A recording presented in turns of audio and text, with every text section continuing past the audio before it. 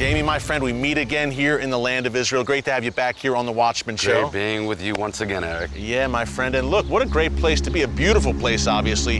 The ancient port city of Jaffa. Now, our viewers probably know Jaffa. We'll discuss today, Jamie, from the Old Testament, the New Testament. But where we are standing right now predates the time of the Bible. Tell us about it. One of the signs that we found, one of the artifacts, the most important ones, were discovered here in the 1950s and 60s, which we're seeing right now, which is an ancient Egyptian gate. Wow. And we've got names on this Egyptian gate. The name is Ramses II on the upper left column we see just in front of us.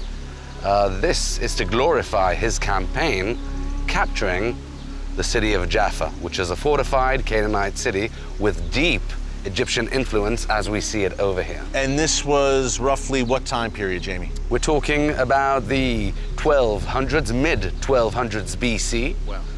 This was built on an older gate from the 1300s. We also know that... BC, you bet. Yeah, we know that Thutmose III also ran a campaign capturing Israel, capturing Jaffa, and this is by far one of the most exclusive and amazing finds here in ancient Jaffa. Wow, so this was here before Joshua and the tribes of Israel conquered the land, took the land as directed by God Almighty. Ramses II, interesting guy. Some people think he may have been the Pharaoh who would not let God's people go in the story of Moses. Most scholars do assume that he is the Pharaoh who had to deal with Moses and the people, that Moses comes up to him and says to him, "Let my people go."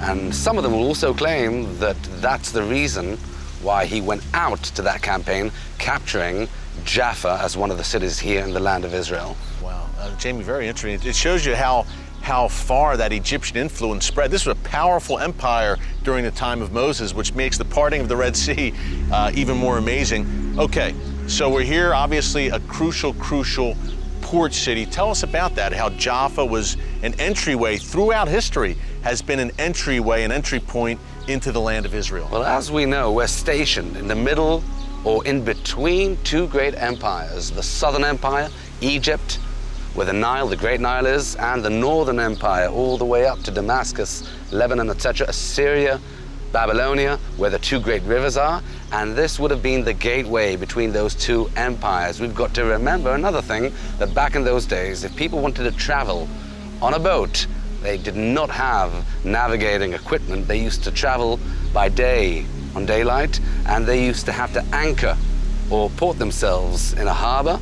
No lighthouses in those days. No lighthouses in those days. Back then, the Phoenicians were the first ones to invent navigating by the stars, and that's a little bit later, after the Egyptians controlled this area, the port of Jaffa.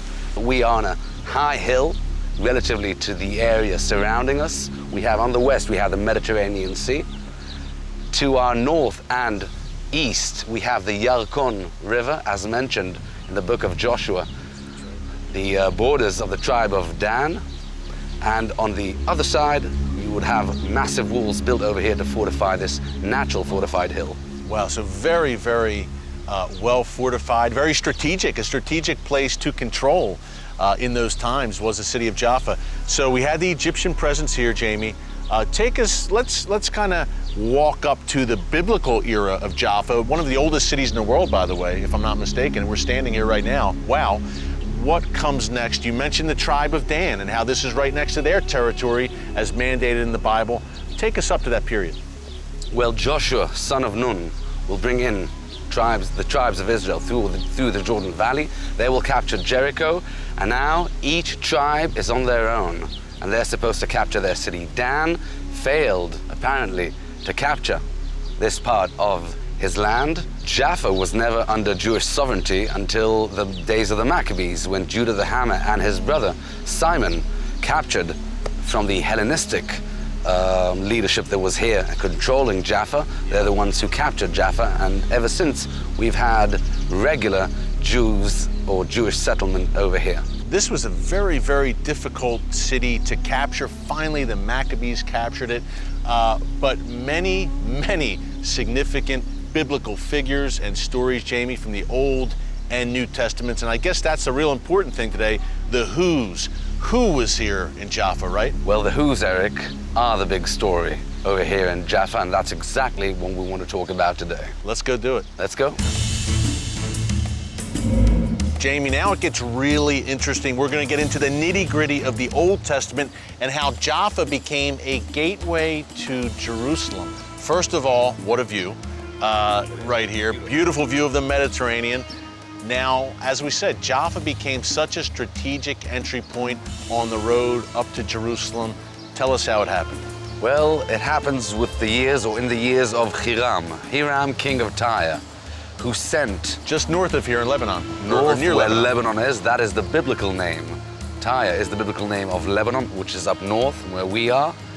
And apparently, Hiram, king of Tyre, continues the same relationship that he had with King Solomon's father, King David, when he sent King David, according to Samuel chapter 5, when he sent him cedar trees, he built him a house at the city of David up in Jerusalem. He continued that relationship with Shlomo, with Solomon, sending him cedar trees to build up the temple. And if you don't mind, build the first temple. To build the first temple, and I'd love to read this out from the Bible. Please. Well, we open 2 Chronicles chapter 2, number 16.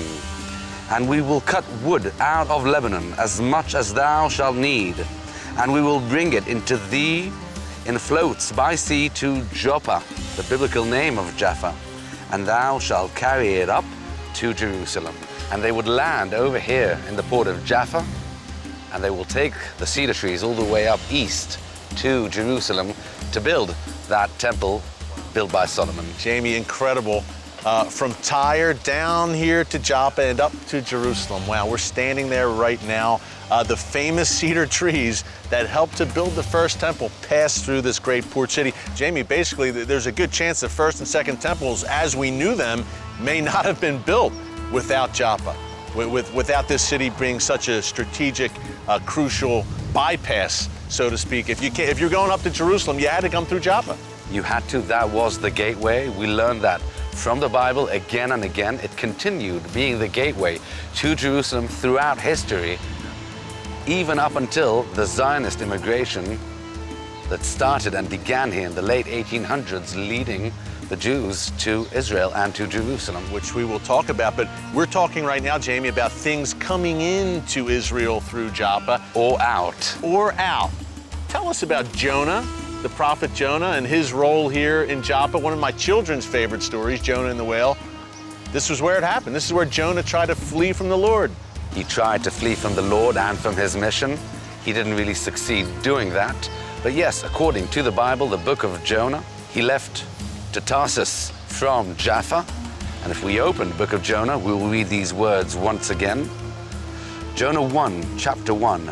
Now the word of the Lord came unto Jonah, the son of Amittai, saying, Arise, go to Nineveh, that great city, and cry against it, for their wickedness is come up before me. But Jonah rose up to flee unto Tarshish from the presence of the Lord, and went down to Joppa. So Jonah cast off here from Joppa, probably not expecting that he'd eventually come back and be spit out someplace. But wow, so Old Testament, we have Joppa throughout playing a crucial role. Jamie, First Temple, Second Temple period, Jonah. These are some of the most legendary stories of the Old Testament, of course. But now we're going to take it up to the New Testament. Peter, the Gentiles coming in, being grafted into the Jewish people, some amazing stuff. Let's go take a look at our New Testament heritage of this great city of Jaffa. Let's do it. Let's go. So Jamie, we know that Jaffa played such a critical role during the First Temple period in the Old Testament, but the years go by and King Herod builds a new port city just to the north of here called Caesarea. Now, what happens then? Does Jaffa maybe begin to decline a bit, at least in its geographical significance as the main entry point? Well, obviously, Jaffa does decline. We know that harbor built by King Herod, dedicating it to Augustus Caesar, the emperor of Rome back in those days, was a very large and important harbor. Everything was imported, exported from there and to there. And yes, naturally, Jaffa did lose from its importance, but we still have a few who's, and a very important person who comes over here, and that person is St. Peter's. The rock. St. Peter. The rock. So may have declined, Petros, of course, may have declined geographically, Jamie, but biblically, this was still quite a hot spot, as you're about to explain to us. Take us now to St. Peter, who you mentioned, and the New Testament role of Jaffa. We'll do that. Let's go. Let's do it. Coming up, we visit the place where the Apostle Peter received one of the most important revelations of the New Testament. Stay with us as we continue our tour of the ancient port city of Jaffa.